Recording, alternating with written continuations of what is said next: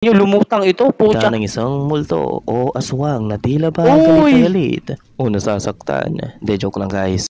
Hello YouTube! Romel Reaction, welcome to my channel at may panibago tayong i-react ngayon na nakakatakot na video mga idol. Galing po ito sa YouTube channel ni Multifax TV, ayan po yung pangalan ng YouTube channel niya.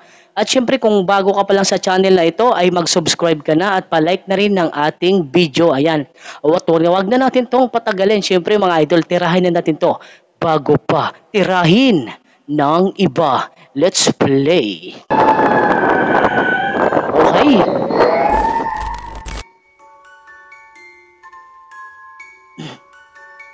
Uy.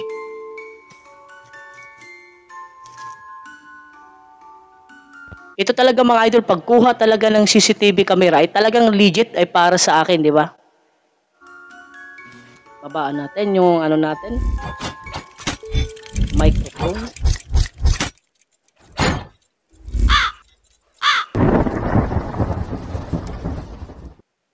Okay. Number 1. Hindi malinaw ang original uploader ng video ito at kinuha lamang natin ito sa YouTube channel na Bizarre Bob. Ito ay nakuna ng isang CCTV camera na nakatutok sa isang driveway. Sa una ay normal lamang ang lahat pero dalawang strange image ang biglang makikita rito na nakatayo sa labas ng bakuran. Inilawan pa ito ng sasakyan marahil ay okay, nakikita nga dito sa nung inilawan na sasakyan, sa kuha din ito ng CCTV, ay merong nakatayo doon na dalawang lalaki doon sa may parting gate ba yun? O sa labas? Upang takutin at palisin. Magpagayon pa man ay nanatili pa rin ito. Dito na naging katakot-takot ang mga mangyayari. Okay. Panurin mong maigi. Anong kasunod? Okay?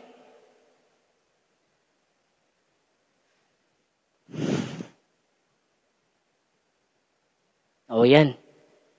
Napalayo ako sa screen.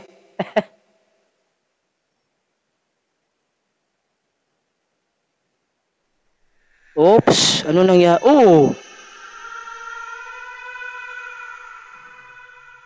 Okay, nawala. Nawala yung dalawa. Makikita sa footage ang mayari na pinapalis ito sa property niya. Pero ang nakapagtataka ay nang muli itong mailawan ay naglawi ito na parang bula. Malinaw at kitang-kita sa footage na may dalawang tao na Ayan o, ay nako. Pero segundo lamang nang bigla itong naglaho. Dito na talagang naging napaka-misteryoso ng footage. Ayan o. Ayan yung footage mga idol. Nung hindi pa siya nailawan, talagang may anino talaga na dalawang nakatayo doon. Pero nung inilawan ay nawala. Pero parang bumakat pa yung anino nung umilaw nga yung ano sasakyan. Paano mo ito may paliliwanag? Okay. Paano nangyaring ang dalawang imahe ay agad naglaho? Na parang dahil sa unknown, ang original uploader nito ay mananatili na lamang itong misteryoso. Grabe. Number 2. Number 2 ang painit. Ito ay kuha ng babaeng nakatira sa bagong bahay na nilipatan nito. Nakakatakot. Di umano simula nang makalipat siya ay iba ang pakiramdam niya sa loob ng bahay. Tila ba may kasama siyang hindi niya alam. Unang gabi ng pananatili niya sa loob ng bahay ay pumunta siya sa hallway upang isara ang ilaw. Nang biglang nakaramdam ito ng tila ba someone or something ang nakatitig sa kanya. Dito na siya talagang kinilabutan. Ang napakalamig na pakiramdam na ito ay nagpatuloy pa sa mga sumunod na mga araw. Kaya naman nagpa siya itong mag-set up ng security camera sa paligid ng bahay sa pagbabakasakaling makuna ng mga dahilan na yan ang maganda, mga CCTV camera. Yan, mag-install kayo. Tagal nang ito ang makuna. At sa nag-comment din sa akin, nabasa ko kahapon, may nagsabi na ang ingay ko daw. Eh, syempre, pasensya na kayo mga idol kasi ito ay reaction video. Kung nakatunga nga lang din naman ako, nanonood lang sa video na wala akong ginagawa, wala akong dinagdag, eh copyright po yun. Kasi hindi, kaya nga, paliwanag ko, reaction video ito eh. Pero hindi ito re-upload ha. Ng CCTV camera. Oy, may ano to, puti. Ang strange orb lightning na nakunan nito ay nagpatunay sa kanya na hindi lamang sila ang nananahanan sa loob ng bahay. Ayun, sa gilid. At maaaring may ibang nilalang ang kasama nila sa loob.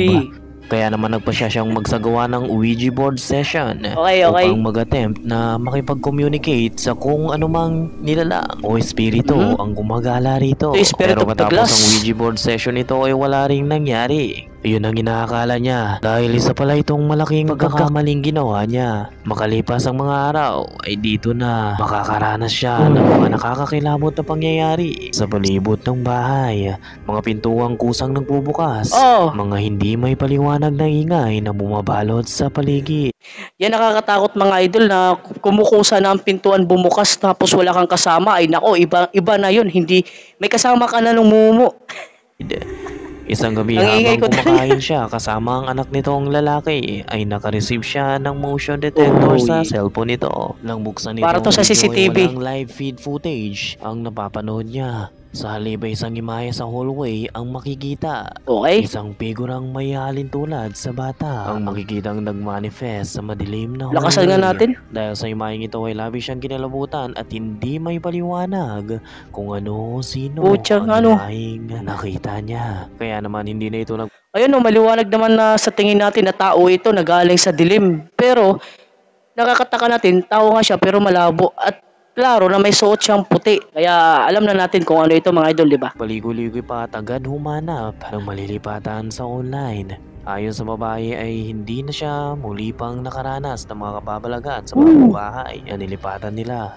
So ano ang palagay mo sa imaheng nakunan sa loob ng bahay na ito? Uy, creepy yun. May nauna ng nanirahan sa bahay. Ayun bago klarong-klaro sila naman eh. O may complete other explanation ka patungkol rito kamulti. Okay.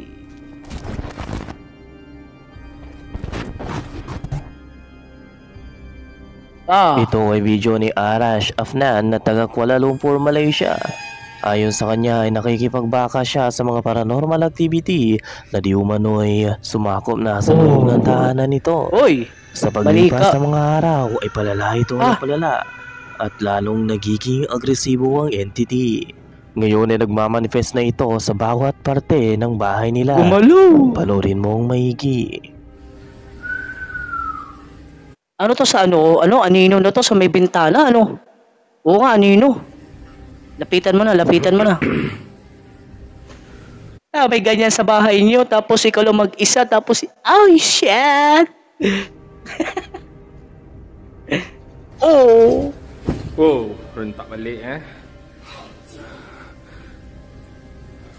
Isang figura ang nakita ni Ara sa likod ng Oh, kurtina. Ay nakala lamang nito na may nakikipaglaro sa kanya. Pero nang hawiin nito ang kurtina ay wala namang tao o sino man ang nasa likod nito. Creepy! Makaraang ilang araw ay mas nagiging palagian na ang kababalagan. Babaan na natin yung Nakakarinig na siya ng mga kakatuwang tunog. Dari tadi main getuk-getuk dengan selimut anak bersepah kat sini. Diam pula. Ketuklah lagi. Dua base ni.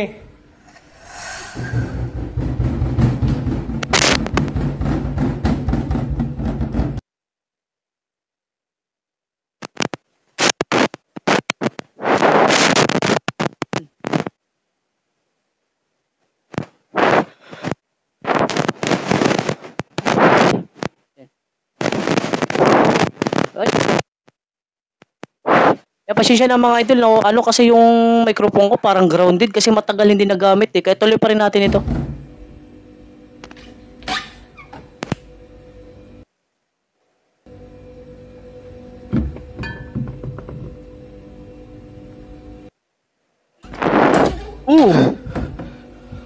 Ano yun? Uy!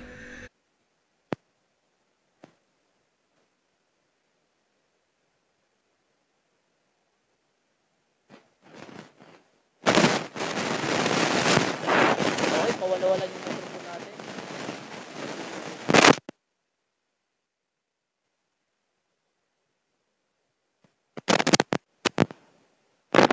Oh, hello, yan na, okay.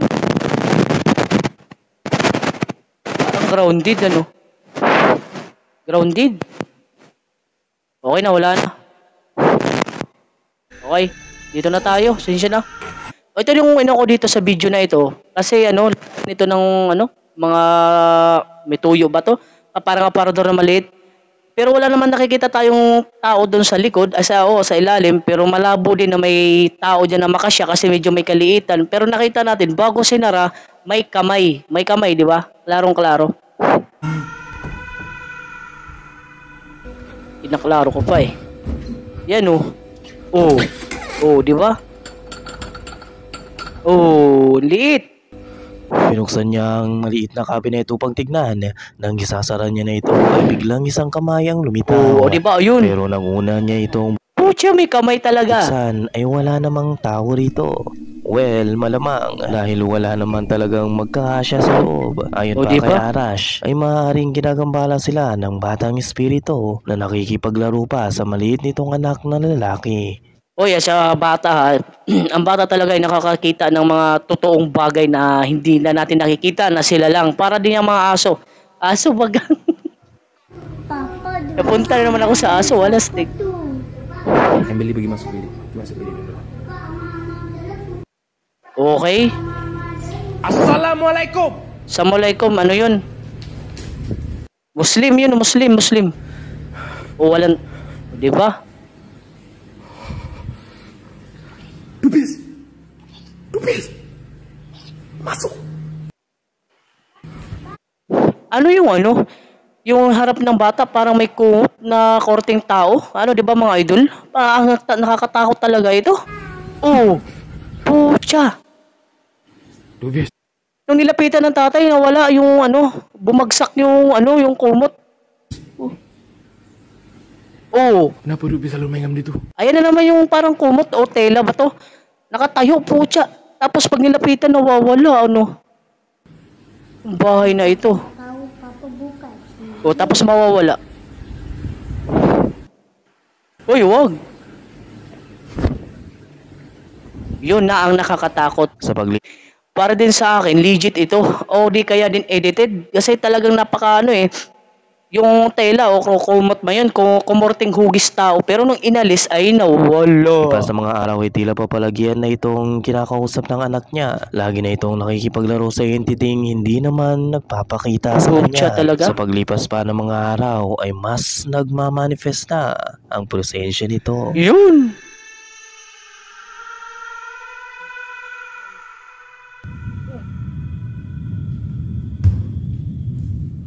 Oh, yun. Pucha. Ito na naman yung cabinet, Uy. Pucha. Pucha, ay nabuhok yun, Puta, nakakatakot yun. Walang tao dun sa loob. Sigurado ko pag binuksan yan. Oh. Asan na yung buhok? Isang maitim at mahabang buhok ang nakaipit sa drawer. Maririnig din Hindi, mahina lang si Idol ko. Yung nagdala ng camera, si Idol bagang kung hinila niya yung palabas, di ba mga Idol? Siyempre, pag hinakhawakan mo yun, lalabas na yun at masasaktan. ang kakatuwang tinig Pucha, ng batang nakakatakot. babae. Binuksan niya ito at gaya ng dati, wala ring tao o anuman Uy! ang nasa loob. Well, Sanggala. ito pa ang nakapangingilabot na footage na nangyari naman sa kusina. Sina naman? Lo, may naiyak.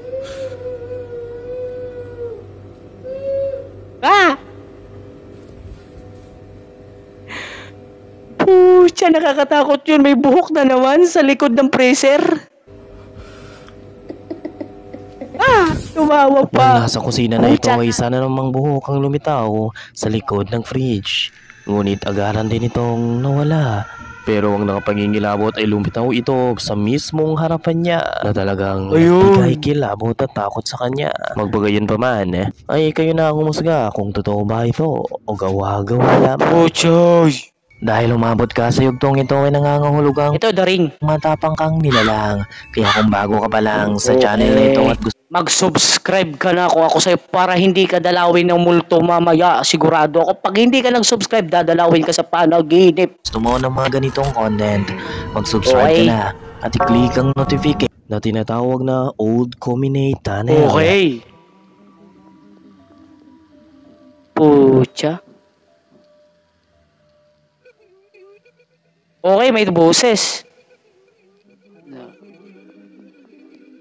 May boses mga idol. Oo. Uy, may tao. Sa dulo ng tunnel, makikita natin, meron nakatayo doon nakaputi. Pero hindi pa natin na sure na ano yan, na babae o lalaki. Pero sa tingin ko, mukhang white lady yan. Diba, white lady, mga idol. White lady.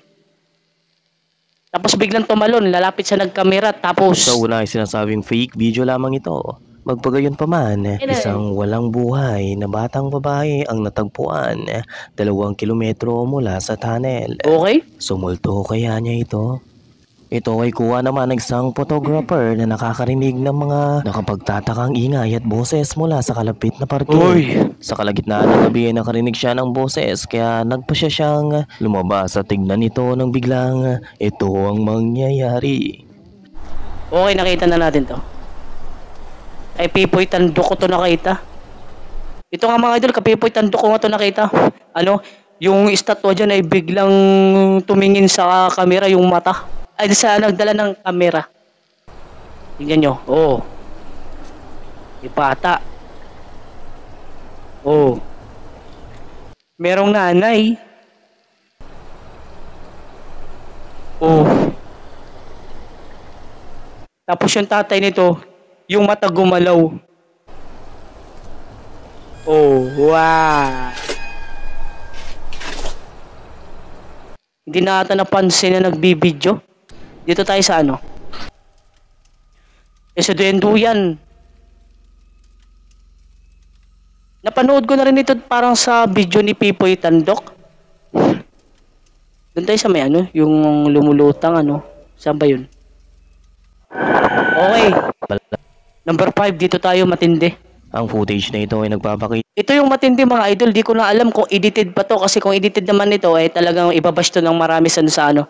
Pero sa tingin ko talaga ay 50-50 yung paniniwala ko, pwedeng totoo, pwedeng hindi, pwedeng edited. Kasi tingnan nyo, lumutang ito, pucha. ng isang multo o aswang na tila ba Uy! galit o nasasaktan. De, joke lang guys.